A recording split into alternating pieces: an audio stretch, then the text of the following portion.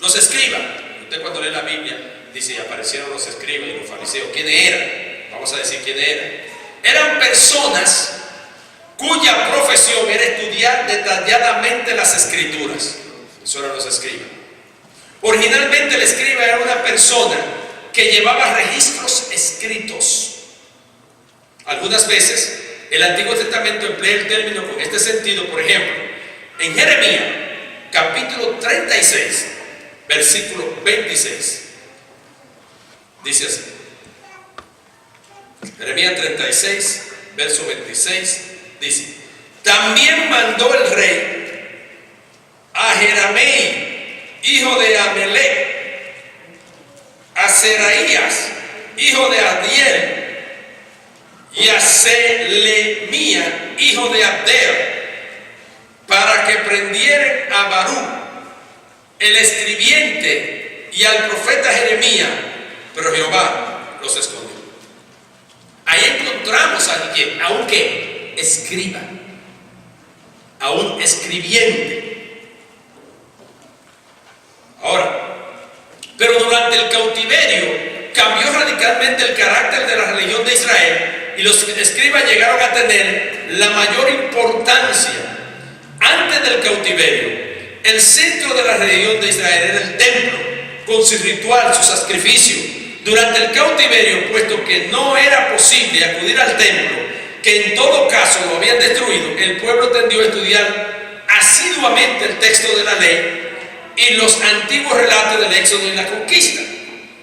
Estos escritos, a falta del templo, le dieron coherencia al pueblo cautivo, pero necesitaron estudio de interpretación y diseminación, tarea que los escribas cumplieron cabalmente. Recopilaron los materiales dispersos que a la larga vinieron a formar el Antiguo Testamento. La gente está dispersa, los escribas escribían, y entonces decían, mira, lo que pasó con la historia de Jeremías, de Ezequiel, de Daniel. Entonces empezaron a recopilar y a reunir toda esa información, y así es que se forma lo que usted tiene hoy, que se llama, ¿cómo? ¿El Antiguo qué? Testamento. Ok.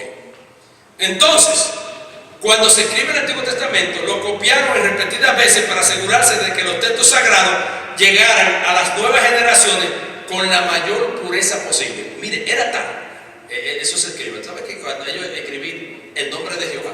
Eso era increíble, hermano. Para escribir el nombre de Jehová se bañaban 7 veces. O sea, donde aparece la palabra Jehová que nosotros tenemos, para un escriba escribir el nombre de Jehová, se bañaba 7 veces y después venía a escribir el nombre de Jehová. Seguía haciendo la narración. Cuando llegaba donde aparece el nombre de Jehová, volvía y se bañaba 7 veces y volvía otra vez y se sentaba y escribía.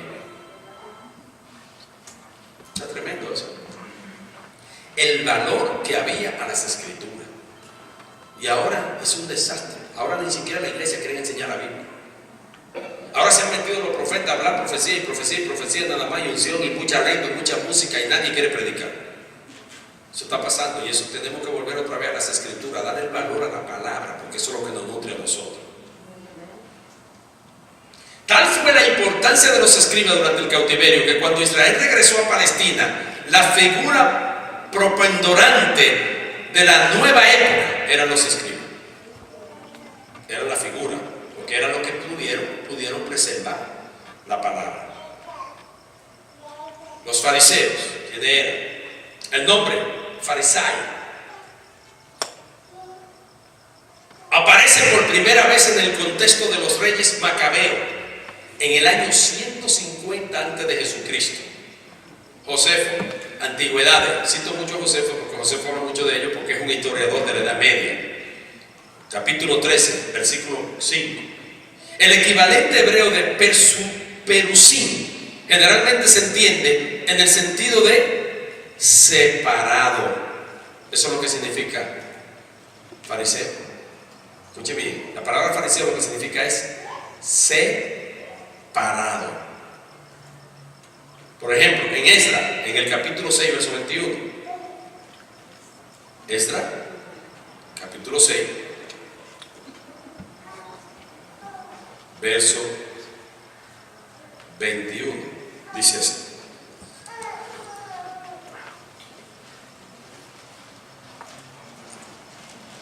Dice, comieron los hijos de Israel que habían vuelto del cautiverio, con todos aquellos que se habían apartado de las inmundicias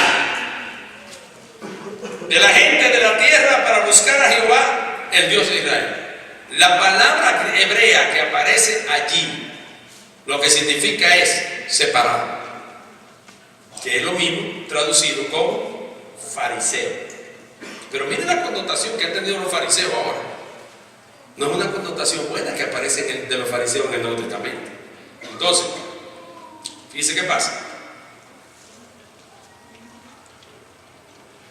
Probablemente era el apodo impuesto por sus enemigos, ya que los fariseos vivían apartados de lo impuro, es decir, del pueblo, de la tierra. Juan, capítulo 7, verso 49.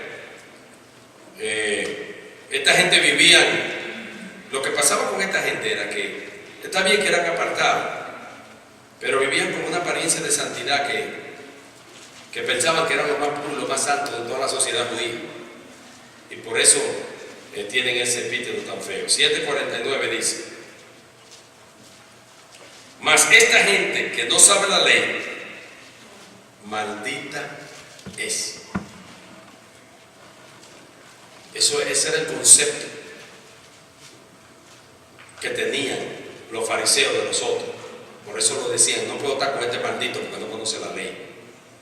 Ellos mismos preferían llamarse Jeberín, que significa compañeros, que revela algo de su organización como grupo particular. Los fariseos lograron destacarse durante el reinado de Juan Hircano en el año 135 al año 104 a.C., al oponerse el deseo de extender su poder político y militar. El reinado de Alejandro Janeo, que hace su aparición en el año 103 al año 76 a.C., la oposición alcanzó tal magnitud que suprimió brutalmente, crucificando a 800 de los líderes fariseos. Mató a 800 ese hombre, porque los fariseos se opusieron a su poder político, cobrando nueva importancia bajo Alejandría. Salomé, en el año 76 al 67, recuerda que viene descendiendo porque es antes de Cristo, pero pronto perdieron su influencia directa a la vida política del país. Quien intentó ganar su apoyo fue Herodes el Grande, ya que solo se dedicaban a la vida religiosa, pero desistió ante la sospecha de que aún mantenían basada las rebeliones anteriores. Durante la vida de Jesucristo, la mayoría de los fariseos participaban de la devoción religiosa y no participaban de la oposición creciente de los celotes contra la ocupación romana. Por tanto, después de la destrucción de Jerusalén en el año 70, Vespasiano permitió que el rabino Johanan ben Zakkai fundara una escuela de Jamía, es decir, de fariseos. Y aún más, después del levantamiento de Bar Kobe Beca, que así se llamaba, en el año 135, ahora entramos, después de Jesucristo, los fariseos llegaron a representar el judaísmo oficial. De esta fecha en adelante brotó la literatura rabínica, Talmud, Mishnah y Talmud Mistra. Fíjense, luego de ahí es que entonces nosotros, cuando oímos la palabra, cuando está leyendo un libro histórico y dice y el Talmud, aparece después de eso, porque ya los fariseos entonces son los que van formando las leyes escritas del Talmud y la costumbre para que la gente sea y se guiara por ella.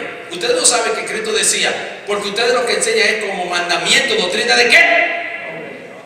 De hombre. Cristo lo reprendía. ¿Saben por qué lo reprendía? Porque esa gente decía: oye, Señor, tus discípulos no se lavan la mano para comer, porque ellos tenían escrito: hay que lavarse la mano, hay que pararse así, hay que caminar así. Entonces ellos hacían esas reglas y lo hacían religioso. Mira cuál era el problema. El problema no era que hicieran una regla que sea buena, está bien, y que hay que lavarse la mano por higiene, está bien, pero ellos lo hacían religioso, que el que no se lavaba la mano no era santo. Ellos se iban al extremo. Por eso es lo que pasa con los legalistas o fariseos todos, que si una mujer tiene pantalones no se va al cielo, si se maquilla no se va al cielo, si el hombre es gordo no se va al cielo, si es flaco mucho menos.